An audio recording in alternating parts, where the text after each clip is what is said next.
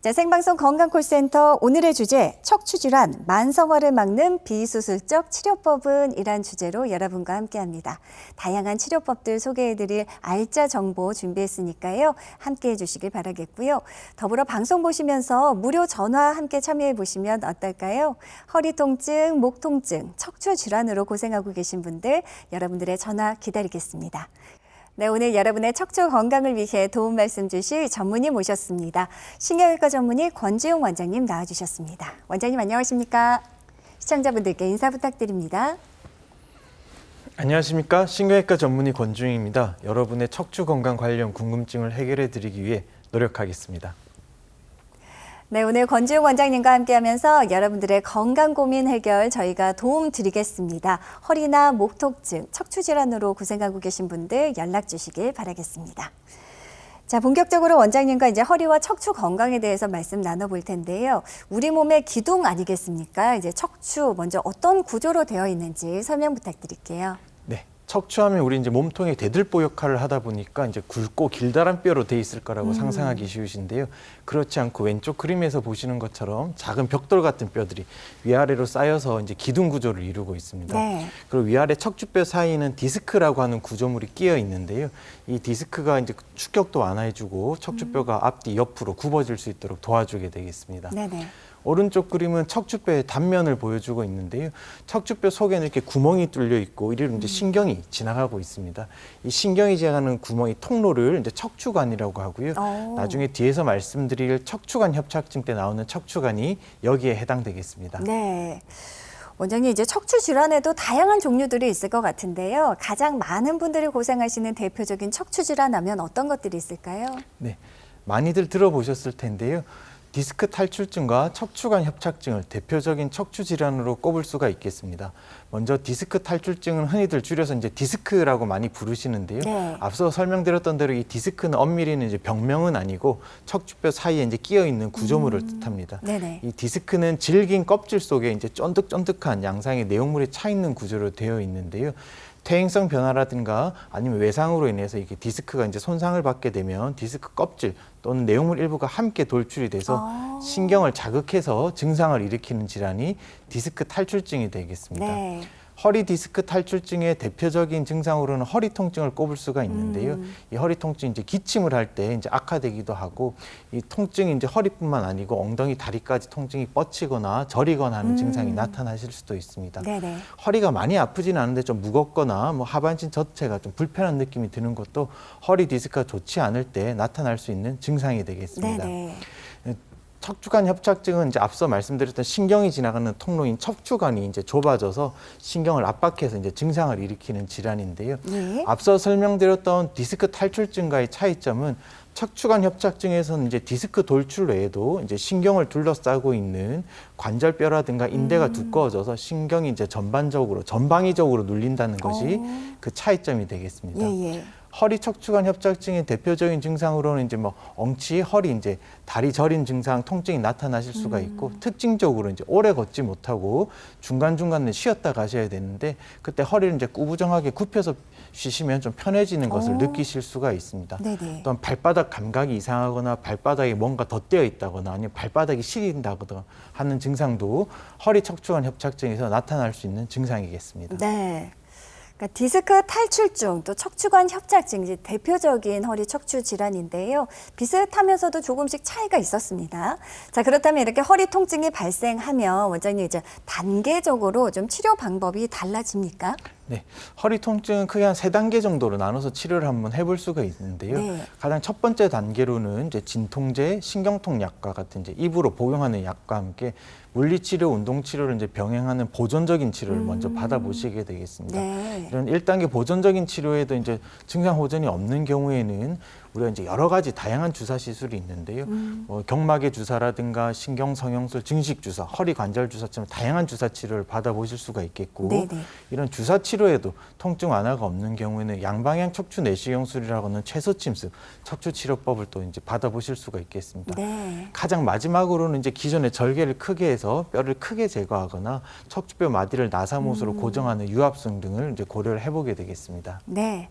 이제 단계에 맞는 이제 치료법들 설명해 주셨습니다. 조금 더 구체적으로 들어가 볼게요. 우선 이제 대표적으로 주사 치료 굉장히 광범위하게 많이들 받으시는데요. 그 가운데 증식 주사 어떤 치료법입니까? 네, 증식 주사 치료는 이제 인대나 힘줄의 부분적인 손상이 완전히 낫지 않아서 생기는 만성적인 통증에 대해서 적용을 해볼 수가 있는 치료법인데요. 네. 우리가 인대나 힘줄이 이제 뼈에 부착하는 부위에 이제 소량의 자극성 물질을 주사해서 인위적으로 염증을 일으키게 되고 이 염증이 치유되는 과정을 통해서 인대나 힘줄이 보다 튼튼하게 강화돼서 통증을 완화시켜주는 주사 치료가 이제 증식 주사가 되겠습니다. 네네. 보통 4주 간격으로 한 6회에서 10회 정도 이 증식 주사 치료를 받아보시게 되겠습니다. 그러니까 단순히 통증 완화에 그치는 것이 아니라요. 이제 근본적으로 우리 몸이 스스로 가진 재생 능력을 좀 활용하는 것 같아요. 인대나 힘줄을 튼튼하게 만들어주는 증식 주사. 일단 주사 치료니까 간편할 것 같고요. 그밖에 어떤 장점, 특징들이 있을까요? 네, 증식 주사 치료는 이제 일시적인 통증 완화가 아니라 인대나 힘줄을 이제 근본적으로 강화해서 척추의 안정성을 개선시킴으로써 통증을 완화시켜 주는 게 가장 큰 특징이라고 하겠습니다. 네. 또한 시술 과정이 비교적 간단하고 또한 시술 시간도 짧고 특별한 마취가 필요하지 않고 합병증도 비교적 적기 때문에 이제 고령이신 분이나 아니면 고혈압, 당뇨병이 있으신 이제 만성 질환자 분들도 이 증식 주사 치료를 대체로 안전하게 받아보실 수가 있겠습니다. 네. 자, 실제로 증식 주사 치료 받으신 분들의 치료 사례 만나볼 텐데요. 54세 우리 여성분이십니다. 이제 10년째 뒷목, 어깨 굉장히 통증 이제 뻐근하고 아프셨는데 증식 주사로 나아지셨어요. 네. 54세 여성분이 이제 많이들 아파하시는 부분인데 이제 뒷목하고 양쪽 이 어깨, 승모근 부분이 많이 아프셨고 환자분 MRI 왼쪽에서 이제 보여드리고 있는데 MRI 상에서 이제 흔히 생각하는 우리 목 디스크 탈출증은 관찰되지 않으셨고요. 네. 우측 엑스레이 사진에서도 이제 뼈에 특별히 큰 문제는 없어 보이셨습니다. 증식 주사 치료 1회 받으시면서 통증이 완화되기 시작하셔서 와. 총 5회 받고 나서는 통증이 많이 경감된 상태로 잘 지내셨습니다. 네. 자, 이번에는 이제 77세 고령이신데요. 어머님께서도 역시 만성적으로 허리 통증 있으셨습니다. 네, 70세 어머님께서 오랫동안 허리 통증으로 고생을 하셨습니다. 왼쪽 MRI를 보면 이제 화살표로 가리키고 있는 게 허리 디스크 두 군데가 경미하게 살짝 돌출되어 있는 모습을 보여주고 있는데요. 네네. 가운데랑 우측 사진은 이제 신경의 단면을 보여주고 있고 그래서 디스크가 얼마나 신경을 압박하고 있는지 보여주는 사진인데 그렇게 신경이 많이 눌려 있지는 않으셨습니다. 어머니 이제 증식 주사 치료 이제 3회 받으시고 나서 오랫동안 고생하셨던 허리 통증이 없어지셨고요. 증식 주사 치료 종료하고 9개월 시점까지도 통증의 재발 없이 잘 지내셨습니다. 네. 자, 방송이 진행되는 동안 많은 분들의 전화가 걸려오고 있다고 합니다. 이쯤에서 여러분의 건강 고민 해결 도움 드려볼 텐데요. 만약 허리를 굽히면 통증이 조금 줄어든다거나 걸을 때 아프고 잠깐 앉아 쉬면 괜찮아진다 하시는 분들 지금 바로 연락 주시기 바랍니다. 네, 생방송 건강콜센터 여러분의 전화 받아보겠습니다. 여보세요? 네, 여보세요? 예, 안녕하세요. 반갑습니다. 네, 예, 올해 나이가 어떻게 되실까요? 저 68세요. 68세, 아직 이제 70대도 안 되셨고, 요즘은 60대 이제 한창이라 많이 말들 하는데요. 어디가 네. 불편하신지 원장님과 직접 이야기 나눠보실게요. 네. 네, 안녕하세요. 네, 안녕하세요. 네, 아, 저는 지금 이 허리가 아픈 지가 10년이 넘었거든요. 네, 그래갖고 시술을 3번을 했어요. 네, 그래갖고 요즘에 이렇게 왼쪽에 발가락 사이에 네. 발가락 거기가 이렇게 걸을 때 이렇게 통증이 심하거든요. 네. 그래서 여기 동네 병원 갔더니 발 때문에 그래서 이제 발에 엑스레이 찍어보고 그랬더니 이상이 없대요. 네. 그래서 허리 때문에 그런 거라 그러더라고요. 네.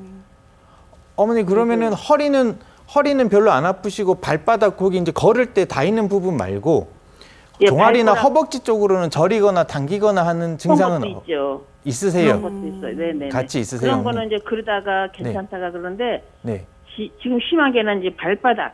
발바닥이 제일 불편하세요. 예. 특히 걸을 때. 예, 걸을 때 네. 제가 일을 하니까 그게 제일 안 좋더라고요. 그래요. 어머니 걷지 않고 그냥 손으로 이렇게 아프신 발바닥 부분을 누르면은 통증이 있으신가요? 아니요, 그런 거는 별로 못 느끼는데. 그렇진 않으세요. 예, 네. 이제 걸을 때 이제 화끈대기도 하고 막 뭐 찌르는 것도 같기도 하고 그래요. 네. 어머니 허리 그리고- 시술을 3차례 받으셨다고 하셨는데 혹시 뭐 디스크 탈출증이나 협착증을 진단을 받으셨나요? 네네네. 뭐 5번, 6번이 네. 안 좋다 그러더라고요. 안 좋다고 들으셨고요. MRI도 찍었어요. 네. 네네. 6월 달에. 아, 올해 6월 달에? 네네네. 네. 그랬더니 그걸 보더니 네. 저기 뭐 주사 치료를 한번 해보자 하더라고요. 네. 그 주사를 한 대 맞았어요. 네. 일주일 있다 그래서 가서 어떠냐 그래서 별 효과가 없다고 그랬더니 그럼 네. 그 이따 안 맞는 걸 하더라고 나한테. 네. 주사 치료도 안 되니까 수술을 해야 된다 그러더라고요. 네. 그래서 그 수술이 두 가지가 있는데 뭐 쇠 박는 거랑 뭐 양쪽에 구멍 뚫고 하는 거랑 네. 있다고 네. 그거를 해보자 그러더라고. 네. 그래서 내가 그걸 하면은 이 발도 안 아플 거라고. 네, 네. 근데 그 믿을 수가 있어요. 어머니 일단은 지금 혹시 먹는 약은 드시고 계신가요? 아니요, 약은 안 먹어요. 약은 안 드시고요, 어머니. 그래서 네네. 어머니가 이제 약물 치료는 안 하시고 주사 치료는 한 차례 받으셨는데 증상 호전이 없으신 경우인데요. 네. 일단은 약물 치료를 하면서 조금 더 증상 완화가 있으실 수도 있겠고 주사를 한 번으로는 이 효과를 못 보시는 경우도 왕왕 있습니다. 그래서 이제 허리에 맞을 수 있는 주사가 여러 종류가 있고 이제 흔히들 협착증이나 디스크가 있을 때 제일 첫 번째로 맞는 주사는 어머님들이 흔히 신경 주사라고 부르는 신경 차단술이라고 하는 건데요. 그러게 꼬리뼈에다 맞더라고요. 그렇죠. 꼬리뼈에 놓는 경우도 있고 이제 신경에 더 네. 가깝게 허리 중앙이나 옆쪽으로 놓을 수도 있고 신경 주사를 여러 방식으로 놓을 수가 있는데 첫 번째 주사를 효과를 보시면 제일 좋지만 또 그렇지 못하신 경우에 두 번, 세 번 반복하면서 또 증상 완화가 있으신 경우도 흔히들 많이들 볼 수가 있습니다, 어머니. 그래서 지금 근데- 어머니가 당장 수술하시기가 조금 여의치 않다, 조금 좀 더 비수술적인 치료를 받아보길 원하신다 그러신다면 약물 치료랑 함께 주사 치료를 조금 더 받아보시는 것도 괜찮은 방법인 것 같습니다. 아, 근데 그 원장 선생님이 네. 그가 한 대 맞았을 때 한 몇 개월은 안 아파야 되는데 저기 별 효과가 없으면 아. 그것도 안 맞는 거라 그러더라고. 그런데 맞아야 이제 소용없다 그렇게 하더라고. 원장님, 제가 사진을 못 봐서 정확하게 알 수는 없는데 너무 그러니까요. 협착증이 심하셔서 그렇게 네. 판단하셨을 수도 있고요. 아니면은 아까 말씀드렸던 대로 주사 치료 효과가 개인들마다 좀 차이가 나실 수가 있기 때문에 보통 한 두세 번 정도 더 받아보시는 것도 나쁘지는 않겠습니다. 다만 어머님 통증이 너무 극심하거나 어머니 혹시 발목 까딱까딱 하는 게 잘 안 되거나 뭐 힘 빠지는 증상이 있거나 그러지는 않으세요? 그런 건 없어요. 그런 건 없어요. 괜찮으세요? 다행입니다. 그러시면 어머님이 주사 치료를 조금 더 받아보셔도 괜찮으실 것 같습니다. 네. 원장 선생님이 뭐 효과 없다고 받아나 마나면서 그걸 여러 번 맞으면 또 안 좋다고 네. 그러더라고. 너무 자주 맞으시는 것도 안 좋을 수가 있는데요. 저희가 네. 이제 주사 놓는 그 선생님께서 이제 용량이라든가 간격을 총 횟수 같은 걸 조절해 주시기 때문에 지금 보셨던 선생님도 이제 치료를 잘 해주시고 계시겠지만 좀 환자분 상태에 따라 또 의견은 의사들마다 조금씩 차이 나실 수는 있습니다. 그래서 어머니께서 주사 치료를 조금 더 받아보시고 싶은데 선생님께서 조금 이렇게 좀 부정적으로 말씀하셨다 그러시면 우리 또 다른 전문적인 선생님 진료도 한번 보시고 의견 한번 들어보시는 것도 나쁘지 않을 것 같습니다. 그래요. 6월에 이미 MRI 네. 진단도 다 받아보셨으니까요. 어머니 그동안 이제 검사하시고 치료하셨던 기록들 잘 챙기셔서 또 다른 전문 선생님과도 한번 이제 치료 방향 한번 의논해 보시면 어떨까 해요. 그렇다면 조금 더 결정하시는데 수월함이 있지 않을까요? 아울러서 앞서 이제 그 병원 선생님께서 이야기해 주신 그 구멍을 뚫어서 한다는 시술 저희가 잠시 후에 이제 치료법 소개해 드릴 예정이니까요. 방송 끝까지 함께 해 주시기 바랍니다. 전화 주셔서 감사드립니다.